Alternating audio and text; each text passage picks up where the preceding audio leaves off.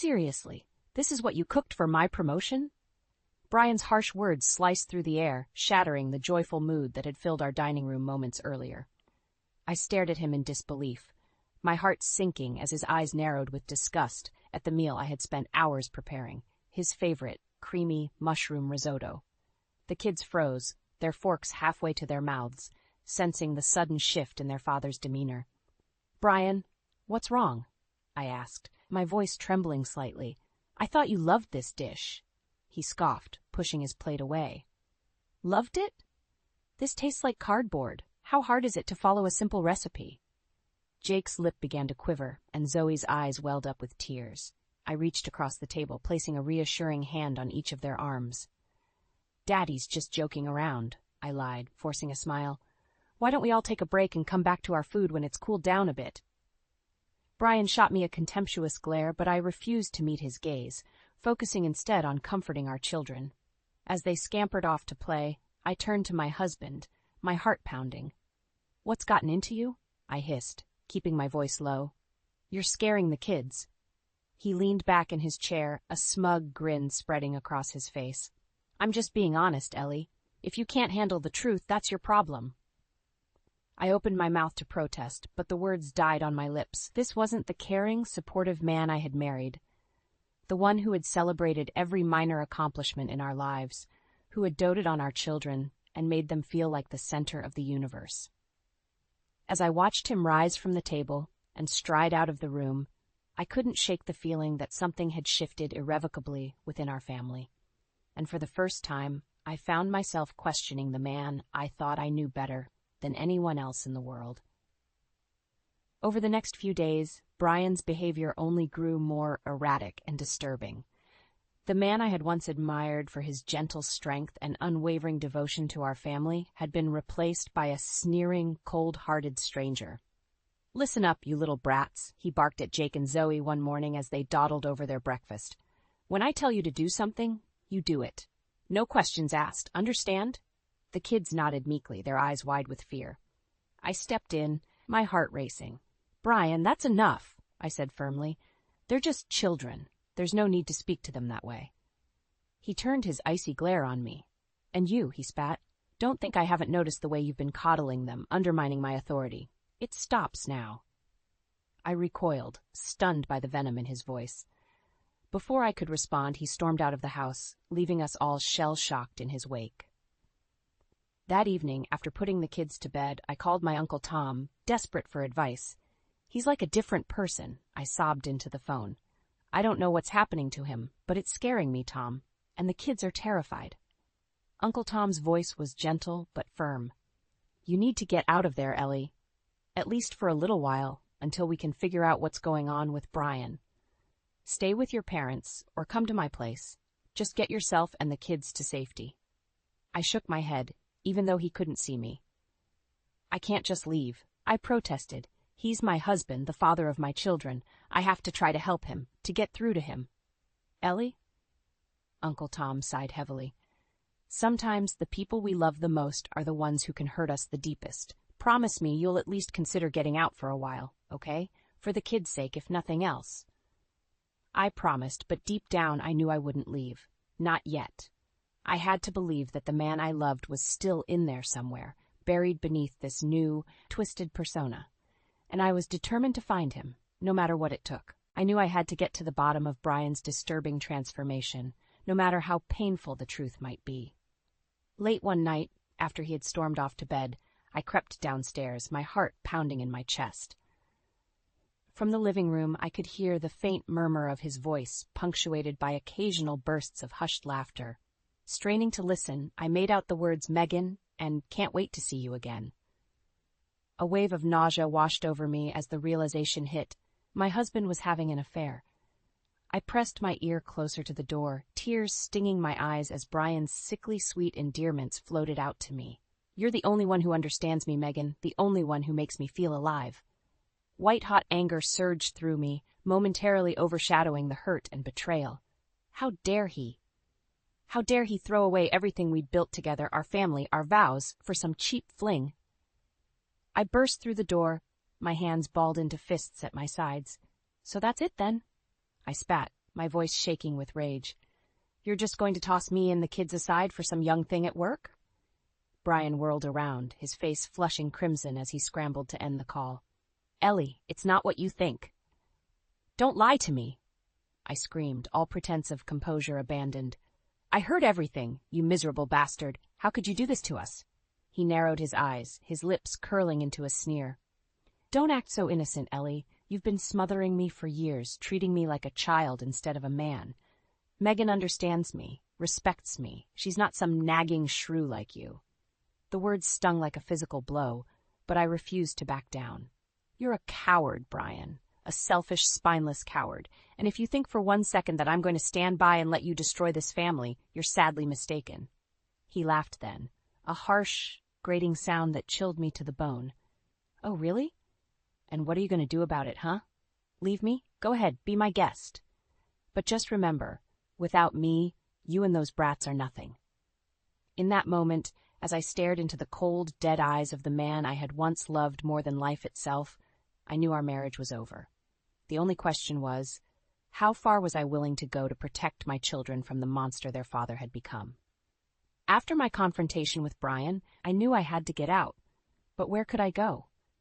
With no job and no savings of my own, I was completely dependent on him financially. That's when I remembered my parents' offer to let me stay with them if things ever got bad. At the time, I had brushed it off, certain that Brian and I were solid. But now, I dialed their number with trembling fingers, praying they would answer. Mom picked up on the third ring. Ellie? Sweetheart, what's wrong? Her voice was laced with concern. I took a deep, shuddering breath. Mom, I need your help. Brian, The words stuck in my throat as a fresh wave of tears spilled down my cheeks. Say no more, she said firmly. Your father and I will be there first thing in the morning to get you and the kids out of there. You just focus on packing a bag, okay? Relief washed over me, closely followed by a pang of guilt. But, Mom, I can't just show up on your doorstep with no warning. What about... Don't you dare finish that sentence, Ellie Scott. She cut me off. You are my daughter, and those babies are my grandchildren. There is nothing in this world more important than keeping you all safe. Do you understand me? I nodded weakly, fresh tears blurring my vision. Thank you, I whispered. I don't know what I'd do without you guys. The next morning, as promised, my parents arrived just after sunrise. Brian had already left for work, thank God. I didn't think I could face him again, not after last night. Dad pulled me into a fierce hug as soon as I opened the door. It's going to be okay, sweetie, he murmured, stroking my hair. We're going to get through this, I promise. With their help, we packed up what little we could and left that house behind, at least for the time being. As we drove away, the kids clutching their favorite stuffed animals in the back seat, I couldn't help but feel a twinge of sadness for the life I thought we'd had. But that life, I realized, had been a lie, and it was time to start over, no matter how hard it might be. My first call once we were settled at my parents' place was to my Aunt Linda, who worked as a realtor. If I was going to build a new life for me and my kids, I needed my own place. Don't you worry about a thing, honey, she assured me when I explained the situation. I'll find you the perfect little nest egg you'll see. Just focus on those babies for now. True to her word, within a week, Linda had lined up a cozy 2-bedroom apartment in a good school district. It wasn't much, but it was ours, a safe haven, free from Brian's toxic influence. As I signed the lease, finally feeling like I could breathe again, I made a silent vow. From now on, protecting my children would be my top priority. No matter what it took, I would make sure they never had to experience the fear and pain their father had inflicted on our family. If exposing Brian's true nature to the world was the only way to keep them safe, then so be it. The gloves were off. The move into our new apartment was bittersweet. On one hand, I was relieved to finally have a safe space for me and the kids, away from Brian's toxic presence. But it also meant accepting that my marriage was truly over, and that hurt in a way I could never have prepared for. As the movers unloaded the last of our meager belongings, I surveyed the empty living room with a heavy heart. So many dreams, so many hopes for our future, all gone up in smoke because of one man's selfish actions. Mommy? Jake's small voice broke through my reverie. Is Daddy coming to live with us here too? I knelt down and pulled him into a tight embrace, fighting back tears. No, baby. Daddy, he's going to stay at our old house for a little while. Zoe toddled over, her brow furrowed in confusion. But why? Doesn't Daddy love us anymore? Of course he does, sweetie, I lied through my teeth. At this point, I wasn't even sure Brian was capable of love. Sometimes, grown-ups just need a little break from each other, that's all. The kids seemed to accept my explanation for now, but I knew that as they grew older, more questions would inevitably come, and I dreaded the day when I'd have to tell them the full, ugly truth about their father. In the days that followed, I threw myself into making our new place a home, determined to create a safe haven for my little family. But I also knew I couldn't hide from Brian forever. Sooner or later, we'd have to face each other again. That day came about a week after we moved in. I was unloading groceries when I heard a familiar laugh drifting through the parking lot. I froze, my heart pounding, as two figures rounded the corner. Brian, with his arm slung casually around the waist of a young, pretty blonde. Megan, the woman he'd betrayed me for. Before I could turn and leave, she spotted me, her eyes going wide with surprise, and was that fear? Brian, oblivious, merely grinned wolfishly. Well, if it isn't my darling wife, he sneered. Quite the little love nest you've made for yourself here, Ellie. I opened my mouth to respond, but Megan beat me to it. Please, Brian, don't start anything, she pleaded, her voice trembling. We were just heading out. He shrugged her off roughly. Don't be rude, Megan. Can't you see Ellie and I have some catching up to do? The smug look on his face made me want to vomit. But then I noticed the way Megan flinched at his harsh tone, and a tiny spark of realization flickered to life. Maybe, just maybe, she wasn't the villain in this story after all. Actually, Brian, I think Megan's right, I said coolly. You two run along and have fun. I've got better things to do with my time than trade insults with a lying snake like you. His eyes narrowed dangerously, but I held my ground. With a disdainful snort, he turned on his heel and stormed off, leaving Megan standing there looking utterly lost. On impulse, I reached out and touched her arm gently. Are you okay? She startled, then gave a small, sad shake of her head. No, I'm really not. In that moment, I made a decision, one that would change both our lives forever. Why don't you come inside? I offered. I think you and I need to have a little talk. Over the next few weeks, Megan and I formed an unlikely alliance, bound together by our shared experience of Brian's cruelty. As she opened up about the harassment and manipulation she'd endured at his hands, both at work and in their twisted relationship, a plan began to take shape in my mind. It was time to expose Brian for the monster he truly was, not just to me and Megan, but to the entire world. Are you sure about this, Ellie? Megan asked one afternoon as we pored over the evidence I'd painstakingly collected. Photos, emails, even a secret recording of one of Brian's vile, threatening phone calls. If we go through with this, there's no going back. I squared my jaw, my hands trembling only slightly as I looked her in the eye. I'm sure. He needs to be stopped, Megan. For your sake. For mine. For the kids. Who knows how many other lives he's destroyed with his lies and his abuse? She nodded slowly, her expression hardening with resolve. Okay, then. Let's do this. The next morning, I marched into the supermarket where Brian worked, the weight of the manila envelope in my hands grounding me like an anchor. I asked to speak with the store manager, my heart pounding in my chest. Brian's smug face fell the second he saw me stride through the door, Megan at my side. You, he growled, rising from his seat. What the hell is going on here? That's what I'd like to know, Mr. Jeffries, the manager interjected coolly. He fixed Brian with a steely glare. These ladies have brought some disturbing allegations to my attention. Care to explain yourself? For a moment, Brian looked almost comically flustered, his mouth working soundlessly. Then the mask slipped back into place, that cold, dead-eyed sneer I knew all too well. I don't know what lies these two psychos have been feeding you, he spat. But I can promise you, it's all a bunch of crazy, vindictive nonsense. This one, he jabbed a finger at me, has had it out for me ever since I left her pathetic ass. White-hot rage licked at my insides, but I forced myself to remain calm, turning to the manager with an eerie sense of tranquility. With all due respect, sir, I think the evidence speaks for itself. I handed him the file, watching impassively as he flipped through the contents, the photos of Megan's bruises, the recordings of Brian's threatening calls, the statements from other employees corroborating his pattern of intimidation and harassment. The manager's face drained of color as he digested it all. When he finally looked up at Brian again, there was a new hardness in his eyes and more than a hint of disgust. "Get out," he said, his voice low and dangerous. "Get out of my store and don't even think about coming back. We'll be launching a full investigation in incidents, but I can promise you, your career here is over." For once, Brian seemed to have no snide comeback, no smarmy deflection. He simply stared at me, anger and hatred burning in his eyes. In that moment, I knew he saw me for what I truly was, not a meek, helpless victim, but a force to be reckoned with. Someone who would stop at nothing to protect herself and those she loved. As security escorted him from the building, I felt Megan's hand slip into mine, giving it a gentle, grateful squeeze.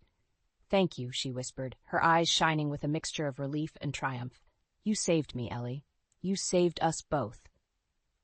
And in that moment I knew that no matter what lay ahead, it would all be worth it. Because this time, finally, the price for Brian's cruelty was one he wouldn't just be able to walk away from. Brian's downfall was swift and brutal after our explosive confrontation at the supermarket. Within days, news of his suspension and the impending investigation had spread like wildfire, both among his former colleagues and throughout our small community. At first, he tried to downplay it all, putting on that same smarmy, arrogant front he'd perfected over the years. "It's all just a misunderstanding," he insisted whenever someone dared to ask about the rumors. "Those vengeful witches are trying to ruin me, but they don't have a shred of proof." Oh, how wrong he was. With Megan's brave testimony and the mountain of evidence we'd compiled, the investigation quickly uncovered a sordid pattern of abuse and harassment stretching back years. Employee after employee came forward, emboldened by our actions, to share their own horror stories about Brian's cruel, bullying behavior. Even some of his buddies from the loading dock, the same ones who used to laugh and high-five him in the break room, turned against him when confronted with the ugly truth. "I always knew Jeffries was a bit of an ass," one former friend confided to me with a shamefaced look. "But I never imagined he was capable of the stuff you exposed. It's like he was living this whole secret, twisted life none of us ever saw." As the evidence mounted, the supermarket chain had no choice but to terminate Brian's employment, effective immediately, ensuring he would never be hired by any of their stores again. But that was just the start of his very public humiliation. It turned out Megan's father was a senior executive at the company's national headquarters. When he learned the full extent of how his beloved only daughter had been mistreated and manipulated by her manager, he was apoplectic with rage.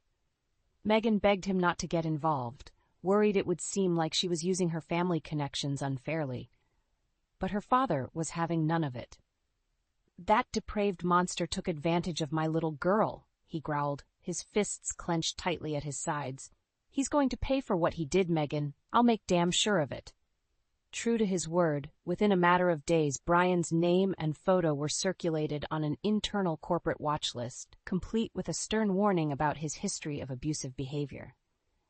No matter where he applied, every potential employer would see that scarlet letter blazoned across his file. His once bright career prospects had been torched, going up in flames, alongside the shattered remains of his ego. Everywhere he went, Brian was met with scornful looks and whispers from those who now saw him for the manipulative, vindictive snake he truly was. At one point, he even tried slithering back to me, his tail tucked between his legs, begging for a second chance. "Ellie, please," he whimpered, his eyes wet with self-pitiers. "I'm a broken man. You've taken everything from me. My job, my reputation, my whole life. Can't you find it in your heart to forgive me? For the kid's sake?" I'll never forget the look of pure, unadulterated disgust that twisted my features as I stared him down, revulsion roiling in the pit of my stomach. "Forgive you?" I spat, my voice dripping with contempt. "After what you put me through? After how you terrorized and abused all those innocent people just to feed your massive ego?" I leaned in until our faces were just inches apart, holding his pathetic gaze hostage with my own.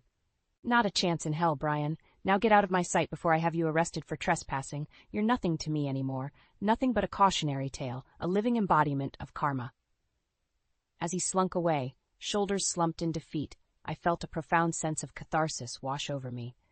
The demon that had nearly destroyed my family was finally exorcised, vanquished by the light of truth and justice. It was over. I'd won. And deep down, I knew my new life, our new life, was just beginning. With Brian finally out of our lives for good, an incredible weight lifted from my shoulders. For the first time in what felt like an eternity, I could breathe freely again without the constant fear and anxiety that had plagued me during those dark days of his emotional abuse. Of course, life as a newly single mother came with its own unique set of challenges. There were days when the stress and exhaustion threatened to overwhelm me entirely.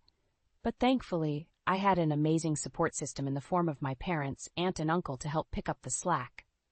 "You just focus on those babies, sweetie," Mom would insist whenever I tried to protest their generosity. "Let us old folks worry about the rest," and worry they did. From driving the kids to dance classes and soccer practice, to stocking my fridge with home-cooked meals, to simply being there to lend an ear whenever I needed to vent my frustrations. Their love and unwavering support was the balm that soothed my wounded soul. In time, a new sense of normalcy began to take root in our little household. The kids blossomed under the safety and stability of our fresh start, quickly putting the trauma of their father's actions behind them with the beautiful resilience that only children can possess. As for me, I found strength and purpose in throwing myself into my work at the consulting firm and being the best mother I could possibly be. Uncle Tom was thrilled to give me more responsibility, praising my ability to keep a cool head under pressure, a quality he joked must have been forged in the fires of my recent ordeal. "I always knew you were one tough cookie, Ellie girl," he'd say with a wink and that signature twinkle in his eye. "But after seeing you take down that low-life ex of yours, sheesh, I'm just glad I was never on your bad side." We'd share a laugh, but underneath the joviality was a profound sense of pride. In myself, in how far I'd come, in the life I was building from the ashes of my shattered dreams. The months rolled by, and soon it had been over a year since I'd last laid eyes on Brian's wretched face. I hoped he was suffering, wherever he'd slithered off to, that the consequences of his cruel, selfish actions weighed on him every single day. As for me and my little tribe, we were positively thriving. There was a lightness to our days now, an infectious joy that came from being truly, blissfully free from his toxic presence. My biggest worries were making sure the kids got to their activities on time and that I'd remembered to stock up on their favorite snacks. Simple, wonderful little things that I'd once taken for granted, before my life was turned upside down. Sitting on the couch one evening, watching Jake and Zoe playfully squabble over the TV remote, I felt an overwhelming surge of love and gratitude wash over me. These two incredible little humans, their bright smiles and raucous laughter filling our cozy living room, was my reason for enduring the darkness, for pressing on even when it felt impossible, for standing my ground and refusing to let a vile, manipulative bully rob me of the life I deserved. As my gaze drifted over the framed photos lining the walls, candid snapshots of birthday parties and family vacations, reminders of the joy that had once dominated our household, a serene sense of peace settled over me. Brian was a ghost, a distant and increasingly faded memory from a past life. This right here and now was my present, my future. And as long as I had these two amazing kids by my side, come what may, I knew we would be just fine.